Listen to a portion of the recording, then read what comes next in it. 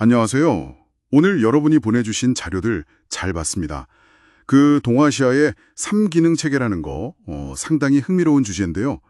이 개념이 어떻게 동양 우주관의 어떤 기본 바탕이 되고 또 사회나 역사 해석에까지 영향을 미쳤는지 그 핵심을 좀 파헤쳐보는 시간을 갖겠습니다. 자, 한번 시작해 볼까요? 이 3기능 체계라는 게 뭐 단순히 옛날 사상이다 이게 아니고요. 자료들을 보면 우주 만물이 돌아가는 어떤 보편적인 원리다 이렇게 설명을 하더라고요.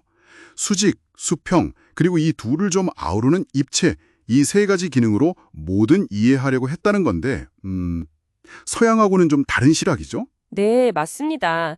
서양은 보통 좀 정적인 구조로 우주를 봤다면 동양에서는 그 본질을 끊임없이 순환하는 걸로 봤거든요. 그래서 뭐 태극이라든지 중중무진 같은 개념들이 바로 이 순환을 설명하는 그런 방식이었다고 이해하시면 될 것 같아요.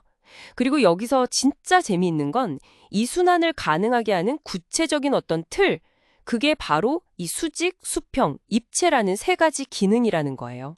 아, 순환의 동력 같은 거군요. 그렇죠. 이게 그냥 물리적인 움직임, 여기서 끝나는 게 아니라 사회 구조를 이해하는 데까지 확장이 돼요. 예를 들면 자료에도 나오지만 삼광오륜 있잖아요. 거기서 부자 관계의 어떤 위계 질서, 이게 수직적인 기능이고요. 부부 관계의 상호 보완적인 면은 수평적 기능, 그리고 군신 관계처럼 사회 전체 질서를 유지하는 건 좀 더 입체적인 기능이다. 이렇게 해석할 수 있다는 거죠. 아, 그렇군요. 단순히 그냥 뭐 윤리덕목 이런 게 아니라 세상을 구성하는 기능적인 틀로 본 거네요. 되게 체계적인데요? 자료 보니까 이게 천지인 사상하고도 바로 연결되더라고요. 하늘은 수직, 땅은 수평, 사람은 그 안에서 활동하니까 입체. 와닿는데요? 세상을 보는 되게 일관된 렌즈 같아요. 그럼 이게 뭐랄까 처음부터 딱 정해진 건 아니었겠죠. 역사적으로 좀 변했을 것 같은데요. 네, 당연히 그렇죠. 고정된 게 아니었습니다. 그 보내주신 자료에서도 유라시아에서 가장 오래된 형태는 아마 황제 그리고 요 임금 시대로 거슬러 올라가지 않나 이렇게 보고 있어요. 처음에는 황제가 있고 치우, 신농 이렇게 셋이서 기능을 나눴다고 해요. 뭐 정치, 전쟁, 생산 이런 식으로요. 근데 시간이 지나면서 정치나 전쟁 기능이 점차 황제 쪽으로 좀 통합되는 그런 변화가 있었다는 거죠. 권력이 집중되는 과정 같은 거군요. 네, 그런 맥락으로 볼 수 있죠.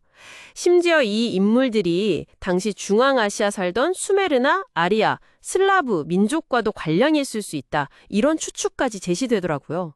이건 뭐 좀 더 연구가 필요하겠지만요. 오, 상당히 스케일이 크네요. 네, 그리고 이 구조가 다음 시대, 그러니까 요임금 때로 또 이어지는데요.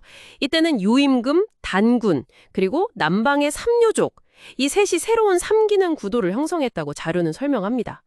특히 요임금 같은 경우는 종교적인 권위까지 통합해서 부도라는 어떤 상징적인 중심지를 세웠다는 이야기도 있고요. 부도요? 아, 네. 그리고 좀 더 뒤로 와서 은나라 이후에 중국하고 한국의 역사적 경로가 좀 갈라지잖아요. 그때 한반도에서는 이 삼기능 체계가 마한, 진한, 변한, 즉 삼한 시대로 구현되었다고 보는 해석이 있어요. 각각 정치, 종교, 생산 기능을 맡았다는 식으로요. 그 사만이 이 3기능 체계랑 연결되는 거군요. 네, 그렇게 보고 있는 거죠. 그리고 이게 또 시간이 흘러서 고구려, 백제, 신라, 삼국시대로 발전하는 어떤 기반이 되었다고 분석하기도 하고요. 그러니까 핵심은 삼기능을 하는 기본 틀 자체는 유지가 되는데 시대나 지역 상황에 따라서 그 역할을 누가 맡고 어떻게 구현되는지는 계속 바뀌어왔다는 겁니다. 와, 들어보니까 정말 방대하네요. 진짜 우주론에서 시작된 하나의 관점이 사회 규범을 넘어서 고대 국가 형성 과정에까지 이렇게 깊게 영향을 미쳤다는 거잖아요. 뭐랄까, 세상을 이해하는 진짜 근본적인 운영체제 같다는 생각도 드네요. 네, 딱 맞는 비유 같아요. 이 자료들이 결국 하고 싶은 말도 그거거든요. 삼기능 체계가 그냥 옛날 이야기가 아니라 계속 변화하고 적응하면서 동아시아 문명의 어떤 기저를 이루어온 살아있는 원리였다는 거죠. 네. 여기서 한 가지 이런 질문도 던져볼 수 있을 것 같아요.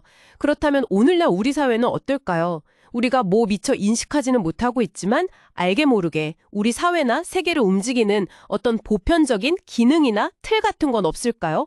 이 고대의 3기능 체계처럼 말이죠. 어쩌면 우리가 너무 당연하게 여기는 현대사회의 복잡한 모습 속에도 시대를 관통하는 어떤 근본 원리가 숨어 있을지도 모릅니다. 이런 관점에서 우리 주변을 한번 돌아보는 것도 꽤 흥미로운 작업이 될 것 같습니다. 네, 정말 생각해 볼 만한 지점이네요. 오늘 이 깊이 있는 탐구 함께 해주셔서 정말 감사합니다.